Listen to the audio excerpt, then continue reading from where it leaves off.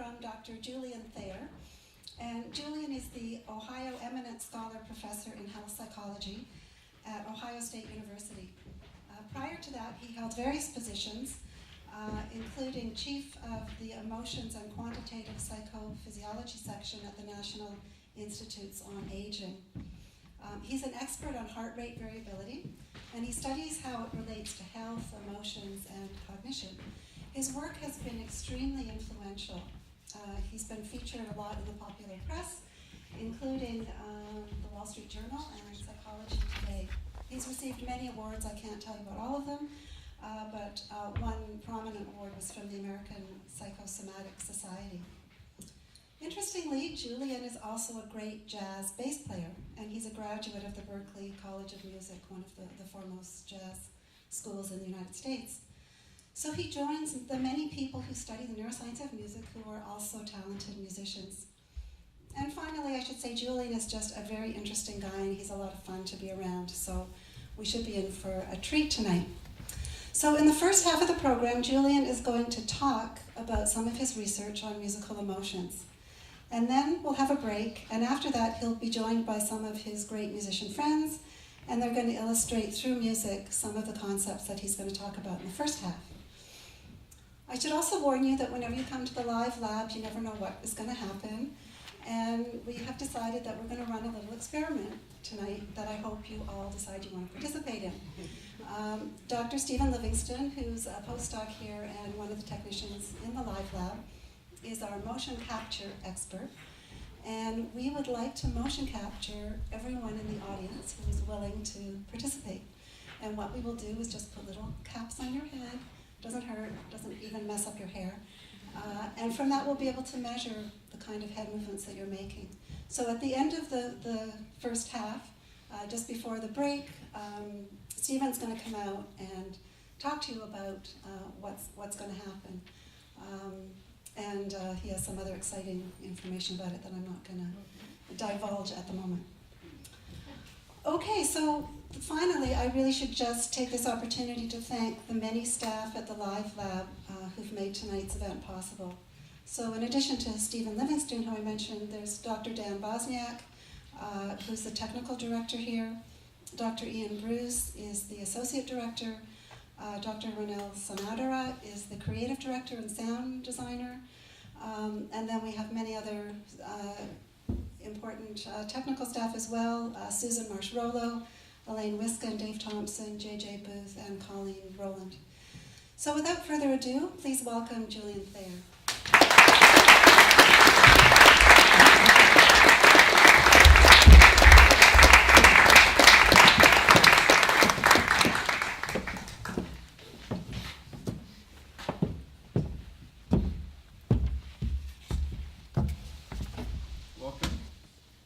Thank you for what I hope was a kind introduction. I didn't hear it. I'm overjoyed to be here, and this is such an incredible place. My visit has just been wonderful. I want to talk to you today about something completely different than what I talked about on Thursday, and this is a line of research that basically got me into science. So I'm going to pose the question and try to answer it for you. So what are emotions, and why does music elicit them? So why or why not music? So every culture on the planet has at least vocal music. Nearly all have instruments. At least in the US, in the triumvirate of sex, drugs, and rock and roll wins. And you can tell this is an old slide because it talks about iPods. Does anyone even know what an iPod is anymore? So this is a picture of me in music school, playing illegally in my dorm room. And I show this picture just to prove that at one time I had hair. So I had hair. So when I was at Berklee, I was studying composition, and I was writing all these different music, and my teachers told me that I was breaking all of the traditional rules of music. So the question was, but this music was having an incredible impact. It actually got scary at a certain point in time, because we were asked to lead the Cambridge River Festival Parade. We were playing in churches and all kinds of venues all over the Boston area. And, you know, we had nearly a cult-like following, and that kind of scared me. So I left Boston and went to Indiana to try to figure out why people were having these strong reactions to this music. The first study that I did was with Bob Levinson, the emotion researcher, who's also a musician, by the way. So he had taken a year off to tour with his band. Every weekend he was gone. He would come back and tell me about the Ornette Coleman licks he played in these rock tunes. And, you know, it was just a very interesting environment. So this first study was to look at the effects of music on responses to a stressful film. So this is a film that had been used by Richard Lazarus for many years to elicit stress responses, and it's an industrial training film. So there are 3 accidents in a wood shop, and you know, people getting their fingers lacerated and all kinds of gory things. The film was called "It Didn't Have to Happen," and the main character's name was Lucky. So we had this film. It had no music but the original dialogue soundtrack. And because I had studied music composition and film composition in particular, I decided to write 2 different musical scores. One to increase the stressfulness of the film, and one to decrease the stressfulness. And this is what we found. And so there were 3 different accidents. And there was a reduction score. So these are skin conductance responses, and you can see that those are lower, particularly around the accidents. The solid line is the film with no music at all. And then the top line is designed to increase the stressfulness of the film. As you can see, we were successful. And the reality is, who knows what I'd be doing now if this experiment had not worked. I have no idea, but the fact that it worked suggested, hey, I can maybe make a living doing this, because the music was not going to pay the rent. So, at least at that point in time, what I tried to do was to modulate a stress response. But it then became clear that music was eliciting specific emotions. And at that point in time, and until maybe 15 years ago or so, comparatively few studies have looked at the actual affective response to music using physiology. So, given that music is the language of emotions, it made sense that we might want to investigate that.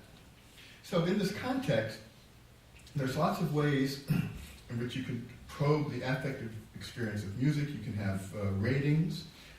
People listen to music, either different pieces of music or music that's recomposed. And this technique was pioneered by a woman named Kate Hevner, who had been at Indiana University, but in the 1940s, a little bit before my time, I might add.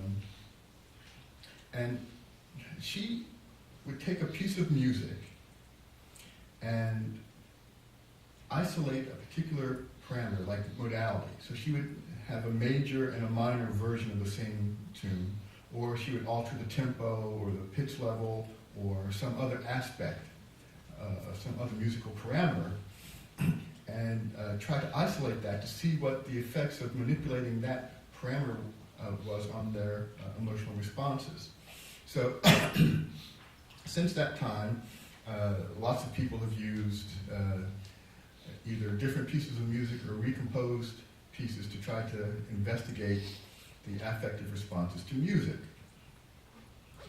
Similarly, others have looked at physiological responses, and what you can see is that by far, most studies have looked at heart rate.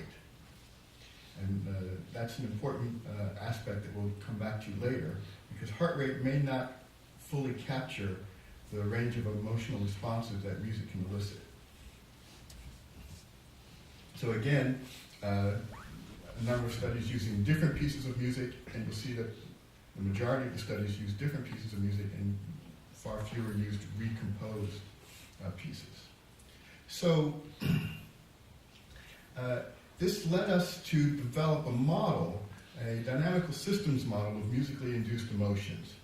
So in this context, I will bring in this quote from Darwin, his book, Expression of Emotion in Man and Animals. And he's talking about the work of the French physiologist Claude Bernard. And he notes that Claude Bernard also repeatedly insists, and this deserves a special notice, that when the heart is affected, it reacts on the brain. And the state of the brain again reacts to the pneumogastric nerve, the vagus nerve, on the heart. So that under any excitement, there'll be much mutual action and reaction between these, the two most important organs of the body. So, as I alluded to, people have looked at heart rate, and it's clear that the heart is important, but maybe heart rate is not exactly the parameter that we should be looking at. However, in this context, we've worked on a model where we've tried to link the heart and the brain. We call this the neurovisceral integration model.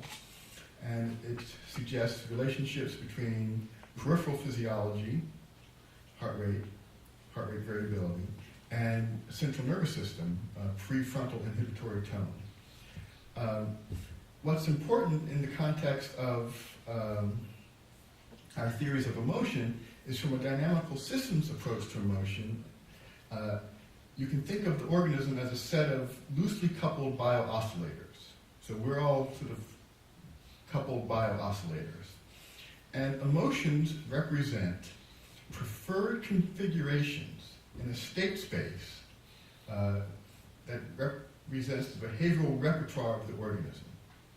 And disorder, psychopathology, represents being stuck in a particular preferred configuration or attractor, and an inability to inhibit inappropriate responses and therefore get out of this attractor. So here's the first part of our question. So what are emotions? Emotions are self-regulatory responses that allow the efficient coordination of the organism for goal-directed behavior. Theoretically, valent tone and arousal may reflect primitive motivational subsystems. So valence represents the evaluative outcome necessary to initiate an approach or withdrawal response, and arousal reflects the resource investment in that directional tendency. Now, this is something that is present even in single-cell organisms like amoebas.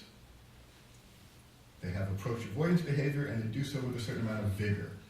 So the comparative psychologist T.C. Snerla developed this idea that all organisms have this basic two aspects of behavior: approach and withdrawal, and a certain amount of vigor associated with this. So going back in history, Helmholtz looked at this, and then you get Osgood, Suchi, and Tannenbaum's book on the measurement of meaning, and they represent meaning in the context of basically valence and arousal. So these dimensions, particularly in the context of emotion and musically induced emotion, can be captured in self-report and physiological data.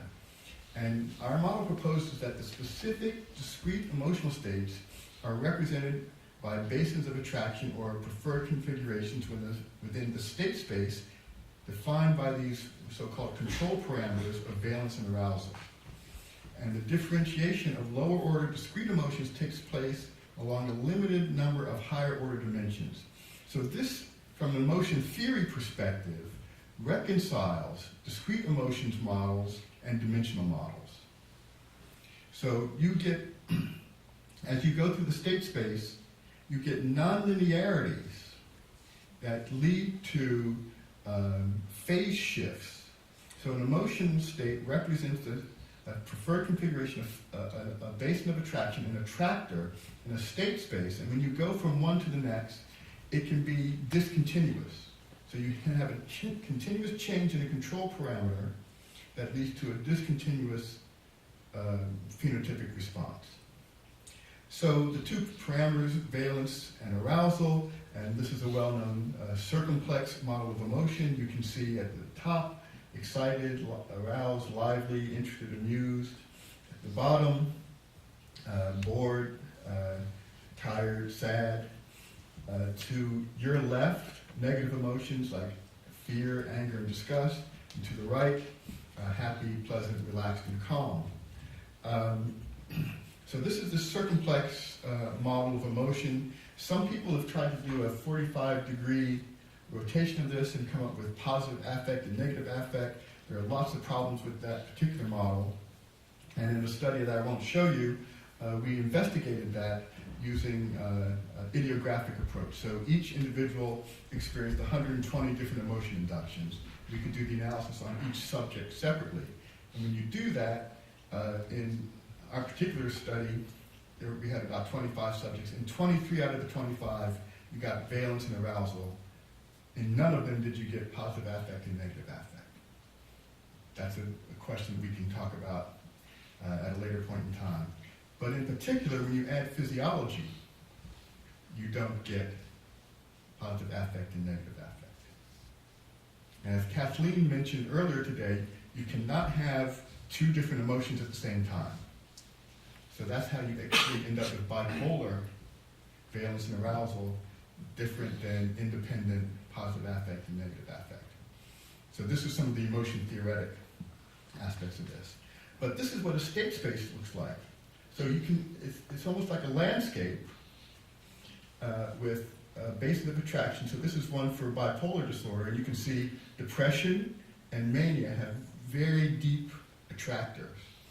What's interesting about this is that if you go continuously along, let's say, the affect parameter, you don't have continuous change in affect. You have hills, which are unstable. If you're at the top of that hill, you're going to want to go to a lower energy state. You're going to want to go to an attractor. So emotions are attractors in this state space, and each individual has their own state space based on their own history. So with that in mind, the question is,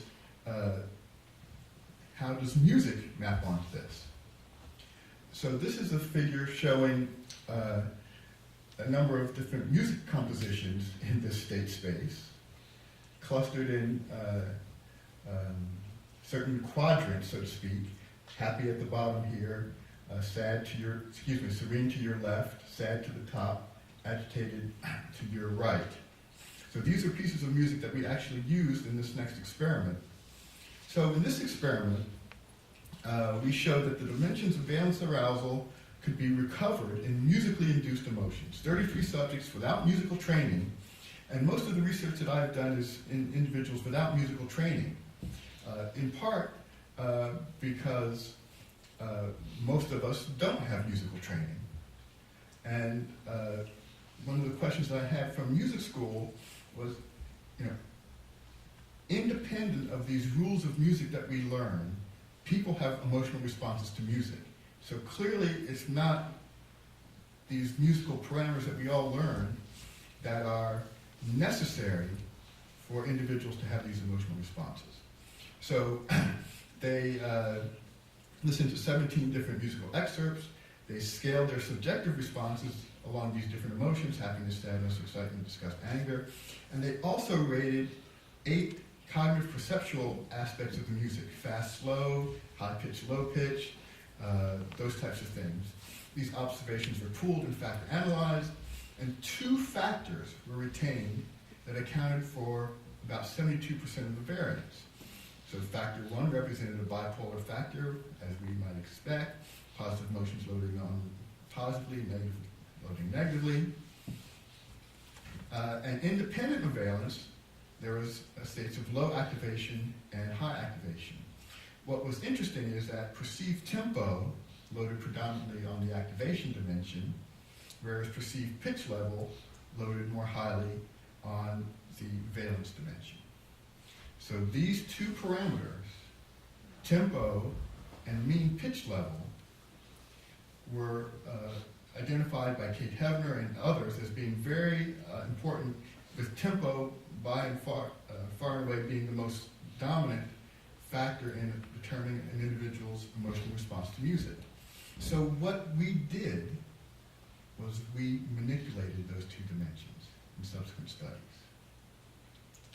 So this is just to show you individual subject data, and this is the left brow, so the left corrugator. And the first emotion is happiness, serenity, agitation, and then sadness. Big EMG corrugator response for sadness, as you would expect. Okay, so this is just to show that we can map this into physiology. So we did a study with Ivan Niklicek. This was, I think, his undergraduate honors thesis at the Free University of Amsterdam. And we looked at cardiorespiratory differentiation of these musically induced emotions. So this is respiration rate. So what you can see is happiness and agitation, these high activation, high arousal emotions associated with higher respiration rate, sadness and serenity, lower respiration rate, all of this relative to a non-musical auditory control condition.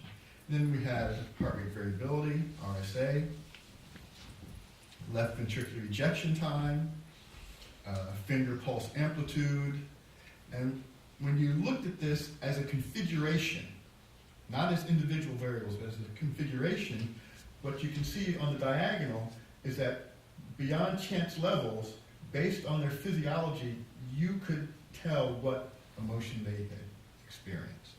So it was 86% above chance level.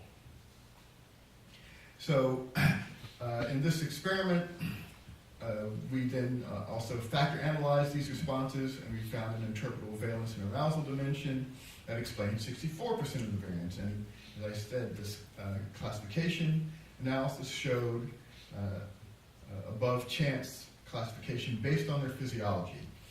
And this was due primarily to two autonomic components. A respiratory component that was related to the arousal dimension. So as arousal and tempo increases, your respiration rate increases, and then a chronotropic component linked with valence. And chronotropic has to do with cardiac rate, so this is left ventricular ejection time. So we've now taken musically induced emotions and put it in the context of emotion theoretic system, and we've identified these control parameters through which you can move through your emotional state space, and these control parameters are associated with particular musical parameters. So by manipulating those musical parameters, you can elicit a range of emotions. And this is what the recomposition technique entails. So this sort of answers the question. So what are emotions? They're attractors in the state space. And why does music elicit them? It's because they manipulate the control parameters. Music can manipulate these control parameters that are responsible for affective responses. So I could theoretically end there, but of course I'm not. I want to show you some more data.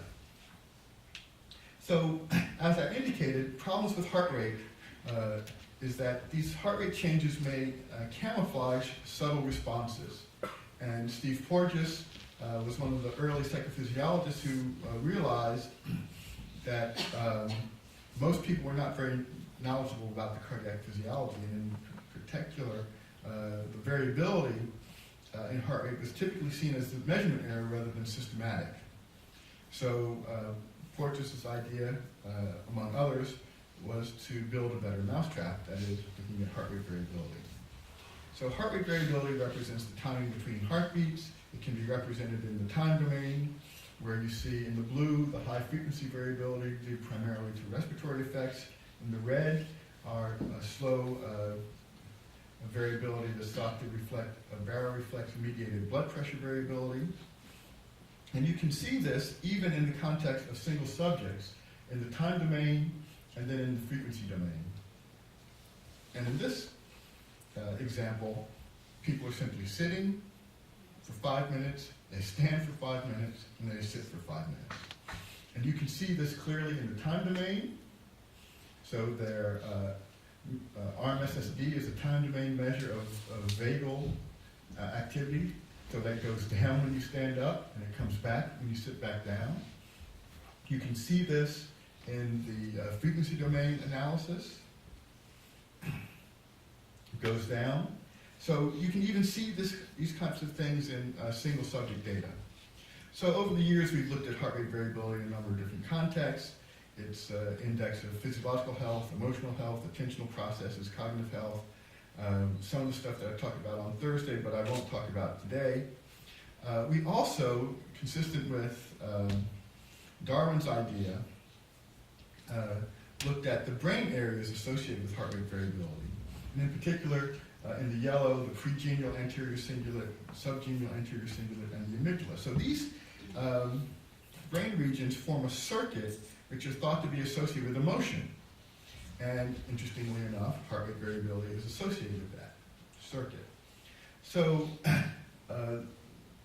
these brain regions are associated with different processes, more dorsal regions of the prefrontal cortex associated with cognition and action monitoring, more rostral regions associated with emotion and social cognition, more ventral regions associated with reward, punishment, and outcome monitoring. But the heart rate variability, there's this circuit which has been called by Lane and Wager the medial prefrontal brainstem circuit. And a lot of different processes are associated with this sort of network of structures. So as I alluded to earlier, tempo is the most frequently examined variable in studies of music and emotion, and consistently linked with levels of arousal and also with ratings of valence. So faster pieces tend to be rated as more exciting and more pleasant. And this is just sort of a review showing how many studies looked at this using ratings and physiology and recomposition or correlation only.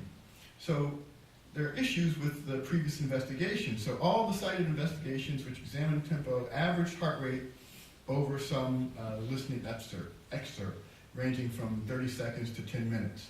So this may be washing out some of the interesting effects. Moreover, previous studies had not accounted for co-varying musical features. So this is a study from Bernardi showing that as tempo increases, heart rate speeds up. This scale is reversed so that higher heart rates are lower. But the point is that because other characteristics of the music changed, one could not definitively say that it was tempo. So recomposition permits the systematic investigation of relationships between musical stimulus properties and affective response. So tempo, mode, pitch level, loudness, and this can be accomplished via recordings of live piano performance and digital alteration of CD recordings, or with MIDI. And I'll just, if I can find my cursor here, play one variation of our tempo recomposition. Uh-oh.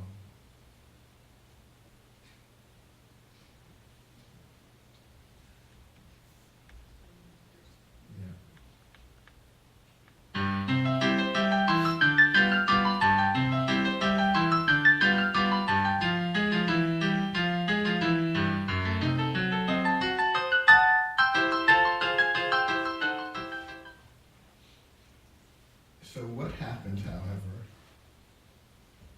when you increase the tempo?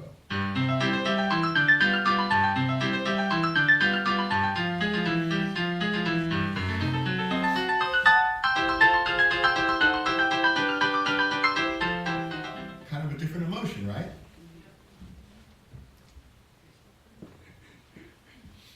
And here, if we slow the tempo,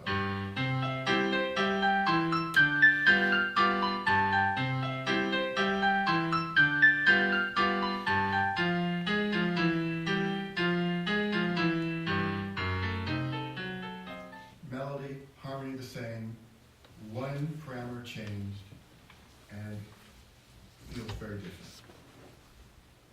Okay. So in this study, we did those variations and looked at the effect on ratings of valence and arousal and also on physiological responses. And this is kind of what it looks like in the lab. Some of you know, have some experience with this. This is actually what it looked like in our lab, and not that different. So, as tempo increased, and we split people on their resting heart rate variability, so relatively independent of their resting state, heart rate variability, as tempo increased, they rated the music as more arousing. They also tended to rate it as more pleasant. But here's where it gets interesting. So the heart rate variability responses, as tempo increases, heart rate variability goes down in both those with high in the red resting heart rate variability as well as those with low resting heart rate variability. What you can see, however, is that the magnitude of the effect is much larger in individuals with higher heart rate variability than lower heart rate variability. Now this is interesting, and you'll see this more clearly in the next study. Individuals with higher heart rate variability seem to be more sensitive to these manipulations than those individuals with lower heart rate variability. What you can see here clearly is that you don't find the same thing in heart rate. Heart rate variability is a different beast. Okay, so tempo has these clear effects. The relationship doesn't appear for heart rate, and there's a larger effect for those that have higher resting heart rate variability. So in the second study, we looked at phasic heart rate responses, beat-to-beat changes in heart rate that index moment-to-moment changes in attention and orienting. And this is from Peter Lang's group, and you can see, if you look at all the sounds, there's not much different in the waveform. But if you look at the high arousing sounds, and you can see differences between pleasant and unpleasant sounds. The point is that even if you average over just a few seconds, you may be masking some of these phasic responses. So other people have looked at phasic responses to music, but in our case, we used similar stimulus materials. We didn't have any affective ratings, but we analyzed this triphasic cardiac pattern. So we had 10 interbeat intervals before, that's on baseline, and then after the onset of the music, and then we did this subtraction to look at this pattern. So these are two different subjects. You can see that not much variability in the heart rate during the baseline, but then when the music comes on, you see these different patterns. And when you calculate the deltas, this change in heart rate from the baseline, you see this type of pattern. So in general, there was a nice triphasic response, as indicated by our cubic component. But here's what's interesting. Those with low heart rate variability, there's almost no difference as a function of tempo. Those with high heart rate variability, you can clearly see the differences in this phasic response as a function of the tempo. So individuals with low heart rate variability were less sensitive to this manipulation. Okay.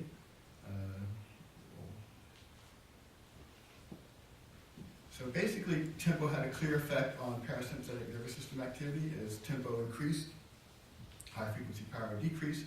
This relationship was absent in heart rate and respiration rate. I didn't show you that.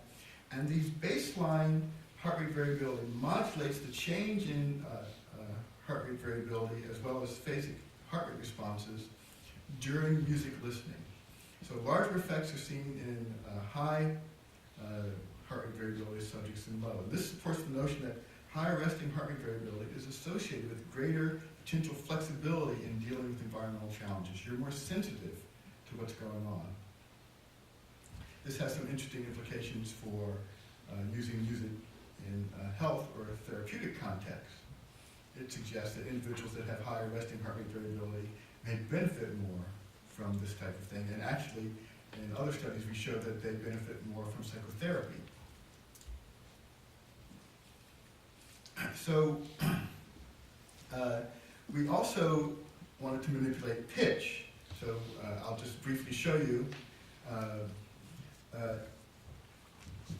For your memory, the tempo effects were shown on the left. The pitch effects, the dark line is arousal, so as pitch goes up, it becomes more arousing. But the valence effect is nonlinear. And I know Stephen has shown a nonlinear kind of effect with valence as well. So we can see that even in this very simple manipulation of up an octave and down an octave. Now, when you look at the group trend, you don't see any effect on heart rate variability. However, when you split the groups into high and low heart rate variability, then you start to see this differentiation. But when you look at subject trend levels, so each subject's linear trend, you can see that there's a clear relationship between the degree of linear trend in their valence ratings and heart rate variability. So pitch manipulation was less powerful than the tempo manipulation. Pitch effects on heart rate variability were seen most clearly at the level of individual subjects. And heart rate variability and these individual differences may represent a window into the functional relationship between the brain and the heart, as Darwin suggested, and it illuminates these subtle changes in parasympathetic activity better than heart rate themselves. So for the sake of time, how much time do I have left?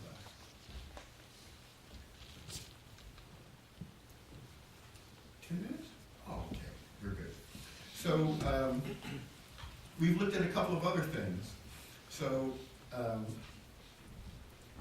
we've looked at heart rate variability predicts the affective response to an aversive acoustic stimulus. So, you know, I have to confess, some of the music that I've played in my life, people have considered highly aversive.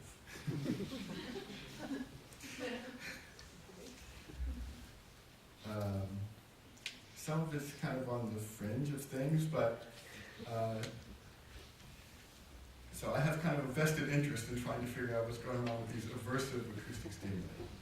And this is really aversive, so I'll try to not play it for very long.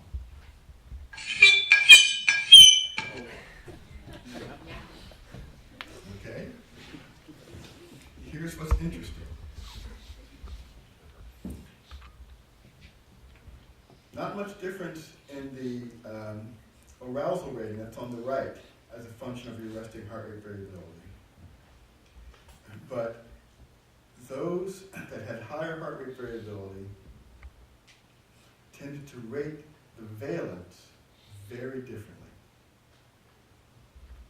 So resting heart rate variability is associated with the valence rating of this aversive stimulus. If you had higher heart rate variability, it was less aversive. Very interesting. Now, however, when we looked at the heart rate variability during the actual aversive sound, valence was not related, but now it was arousal. So arousal was significantly correlated with the in-task recordings of heart rate variability, but no relationship with valence. So you start to see these differential effects of valence and arousal as a function of their resting versus in-task heart rate variability and their baseline levels of heart rate variability. We've also looked at music in a more therapeutic context. So this is a study with Vera Brandes where we looked at receptive music therapy for the treatment of depression. And the short answer is that looking at the composite score here, a music intervention decreased depression over this 6-month time period. Music can also be used in the context of pain. So this is a review paper that we published some years ago looking at the a decade of research in the development of active music therapy for chronic pain. And a number of studies that we reviewed, so compared to a waitlist control, music therapy is superior. In a randomized controlled trial, music therapy is superior to pharmacological treatment and a medical placebo. Some of the other studies were not controlled. Another randomized controlled trial, music therapy was superior to an attentional placebo, a rhythmic pedagogic group. So using music to affect individuals' pain responses is also a very possible technique that can be utilized. I know we had this discussion earlier today about how music might be utilized in the therapeutic setting. And this is a model of Thomas Hilliker's about what aspects of music therapeutic aims and specific factors and music therapy techniques and how those might be implemented. And this can be mapped onto facets of chronic pain and the music therapy factors: modulation of attention, modulation of emotion, modulation of cognition, modulation of behavior, modulation of communication, and the potential therapeutic role that music could play. We also looked at this in the context of an acute pain stimulus, and we found that in the context of music, individuals tend to have higher pain tolerance, higher pain threshold relative to silence or white noise. And this is just a couple of reviews for people that are interested in looking at music and the autonomic nervous system that we have published over the years. So, by way of conclusion, music is omnipresent in our lives. And this was one of the things that got me very much involved and turned me from a primarily musician into a primarily scientist, though clearly I haven't given up either one at this point in time. And music modifies our responses to events in our lives. Music is there, and it colors, it adds texture to our lives. And what's interesting, it's not a one-directional process. That is to say, our physiological state influences the degree to which music influences us. And I think that's a very interesting sort of interactive aspect of this. So responses to music are modified by our life circumstances, including our physiological state and our culture. And tapping this powerful phenomena has important implications for health and disease. And with that, this is Scott Robinson and I playing at the Ancona Jazz Festival in Italy a couple of years ago. I thank you.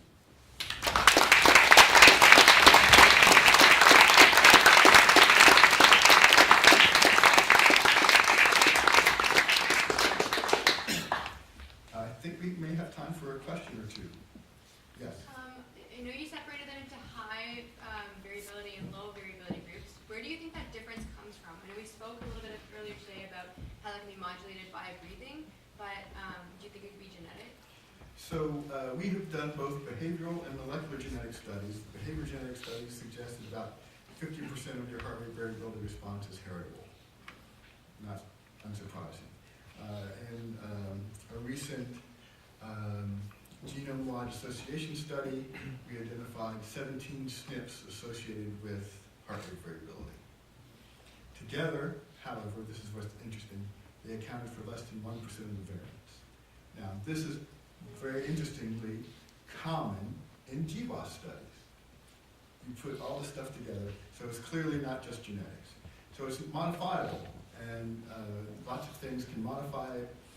breathing, so doing stress reduction, yoga, meditation, those types of things. Diet, eating salmon, as we talked about on Thursday. Vagus nerve stimulation, which is actually very interesting. You can do it non-invasively now through the ear, because the ear is richly innervated by the vagus.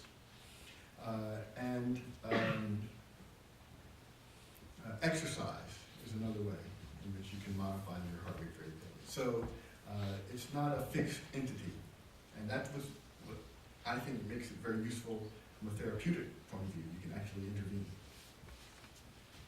Yes? You mentioned that people with high heart rate variability, when we looked at tempo, they seem to have the largest response Yes. emotionally, and then when we looked at the adverse soundtrack, they seem to, those with high heart rate variability seem to have very little response. Isn't that what the opposite of what would be expected? Well, they didn't have little response.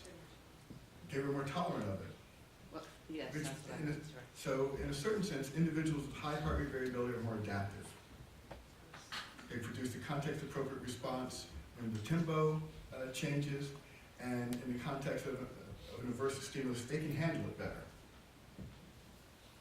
Which I think, that's what we want. That's health. Being able to deal with the inevitable ups and downs of life and not be thrown off balance. Other questions? Yes, in the back. I was just wondering if you had looked at anything which integrated music with another medium, because when you were talking about your music, I was thinking about films and the music that's in the background and what it enhances or interferes or how it psychologically impacts on us compared to the story. Yeah. So the first study was actually musical scores on a film. And clearly it was able to manipulate those. And the test is, go home, watch any scary film with the sound off.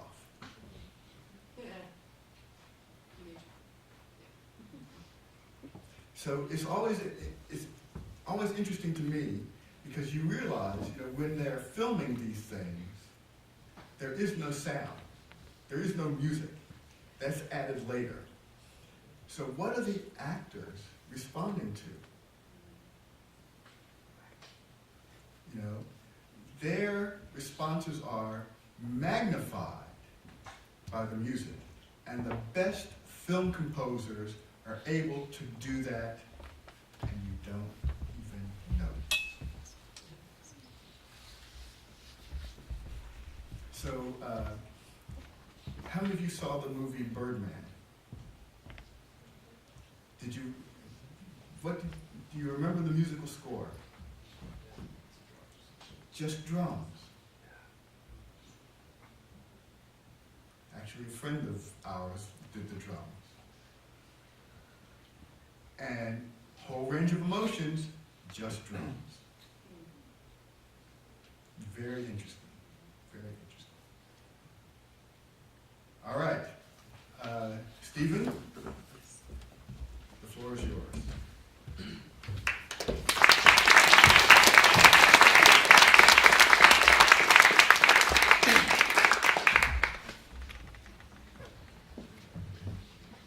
Thank you very much, Julian, for that fascinating talk. I have to say, over the last 10 years, I've read many of Julian's papers, and to hear him refer to the whole arc of his career and his research, and talking about how he was at the same school as Kate Hefner, is really a real pleasure and an honor to be in the audience for his talk. So, right now, I'm just going to tell you a little bit about what we're going to be doing tonight. My name is Stephen Livingston. Laurel introduced me just before. After the speech now, we're going to have a great concert experience with Julian and his musicians. And in the theme of having a sort of a music and science conference, we thought that in addition to Julian having his music, we thought we'd do a little bit of science on the side. Now, one of the really great things about this facility, the Live Lab, is that it has a whole range of scientific equipment that can pick up on all sorts of physiological measures. Now, the one we're going to be making use of tonight involves motion capture. Now, scaffolded all around the ceilings and up here on the stage, you can see these little cameras on tripods. Now what they're going to be doing is they're going to be tracking the movement of, hopefully, people in the audience. At the end, we're going to have an intermission in just a few minutes. And people who would like to take part in this experiment, if you could please take a questionnaire from the people at the door and fill out the questionnaire while you're in the intermission. So over the last couple of months, we've been developing this little system. And in order to track people's motion, we came up with this little quick system where all you have to do is sort of pop on a little hat, just like that. Yeah, this one's a ladybug. So we have a whole range of animals. So you can let your inner animal drive you tonight as you listen to the music. And so what makes this particular experiment really interesting for us is that it's the number of people that we're going to be trying to capture tonight. So we have close to 100 people in the audience, and we're hoping to actually set a new Guinness World Record for the most number of people motion captured simultaneously in real time.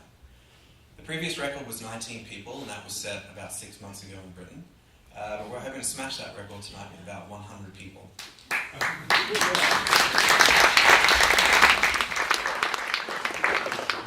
So I think it's time for intermission. We have a 20-minute intermission break. So anybody who'd like to take part, please take a questionnaire on your way out, and we'll give you your hats when you come back in.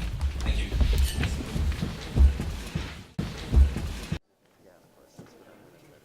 Good evening, everyone. I'm just going to speak for a minute before the band comes out. I just want to explain a little bit about these hats. So I hope you're all seated now. Most of you still have your questionnaires. If you haven't done so already, if you could just flip to the page where it asks you to fill in your seat number, and just write that in now. And your seat number is located on the left armrest of your chair. Now the reason we're doing that is because all of that background questionnaire that you just filled out, we use it. The way we relate that information is your seat number, because your seat number tells us where in the space you're sitting, so we can then relate how you're moving with that background questionnaire. So in terms of these hats, for those of you who haven't put them on already, we have 4 markers. The one that's on the forehead, that goes on the front of your head. If they're like that, you've got them all backwards. So they're just like that. So the one that's on the front should be on your forehead. And you just put it on, chin strap under like that, and then you can just go about your business. If for whatever reason you've got one of the caps which has a short elastic band, you can just sort of flip it to the side. If it's uncomfortable for you, that's totally fine, and just leave it on your head like that. Okay, well, that's everything. I'd like to bring out Julian and the band now. Thank you.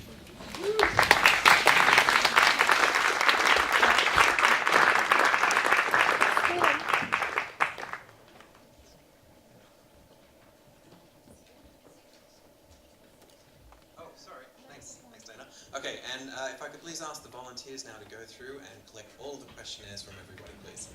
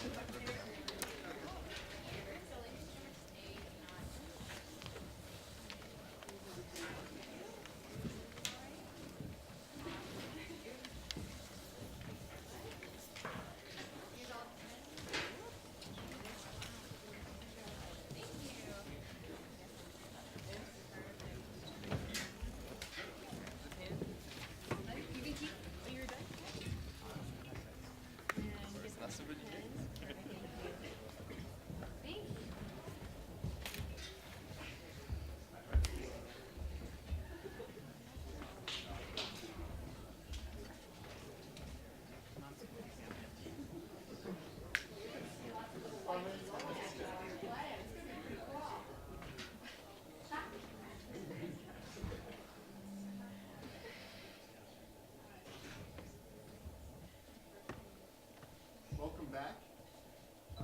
You guys have changed. Yeah, you look great. It's a great honor and privilege to be able to share the stage with these 2 gentlemen who I've known for very, very many years. The 3 of us have never played together. We've played in different combinations, but the 3 of us together have never played. So this is a momentous occasion. Tim Reese on saxophones.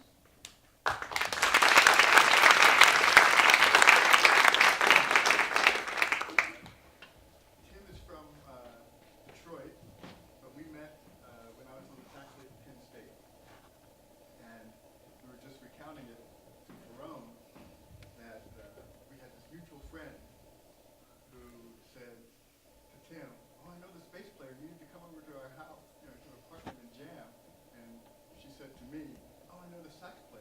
And we were both like, it's never good. But it worked. And off and on over those 20-some years, we've played together a few times. So this is a very special occasion. And Tim, you made it here.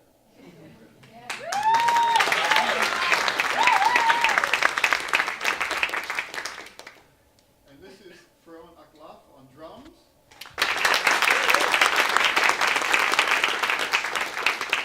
Now, I first met Feron, though he may not remember this, in 1977.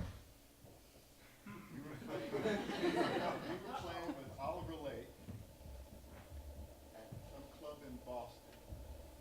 And I saw Feron play, and in my mind, it was like he was tiptoeing on the drums. It was incredible. And I said, I gotta play with that cat. So Feron, right, Feron may not know that, but years later, we hooked up, and we've been playing together for more than 20 years, right? Yes, sir. So, like I said, it's really a great honor to be here. And now we're going to play some music, a theme and variation on a tune I wrote, again, many years ago called J.K.'s Woven Hat. Oh my goodness, you guys have woven hats. I had no idea. This is fantastic. Yeah?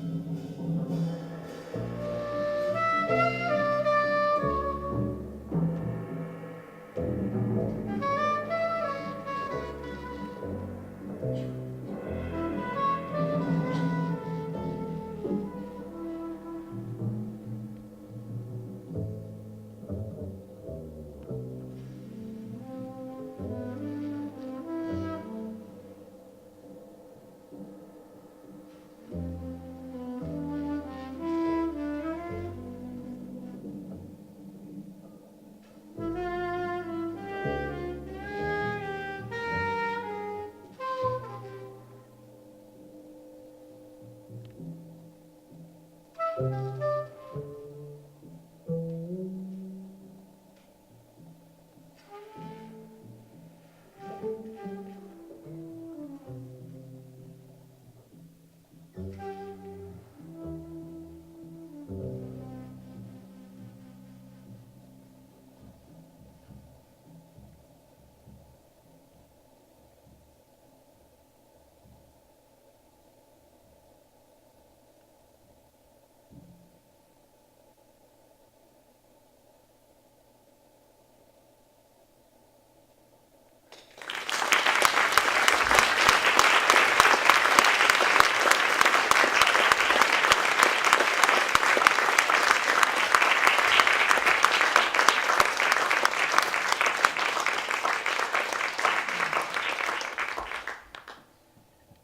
and variation, different moods.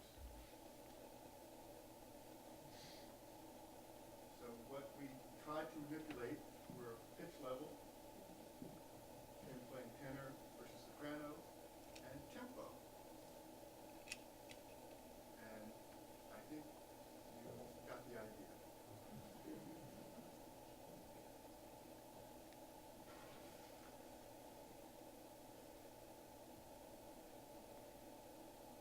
Steve,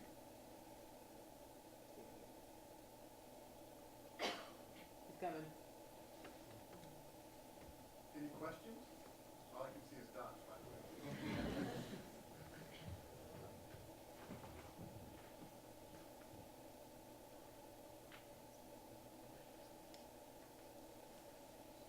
What was the meter?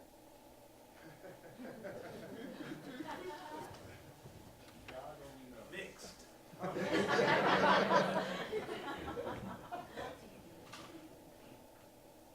So these guys just saw the music like 5 years ago. So this is what professionals do. That was an amazing performance, Julian. I'd just like to thank you again for coming out tonight and giving this amazing talk and then music experience. So thank you again.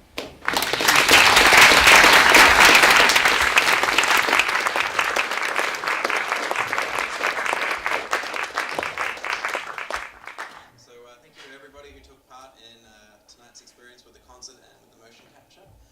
So we'd like you to invite you all now to head out into the lobby where we have wine and cheese. You'll feel free to take off the hats now, and unfortunately you can't take them with you. But feel free to come back anytime because we're always running experience here in the Live Lab. And just hand one of your hats to a volunteer on the way out. Thank you.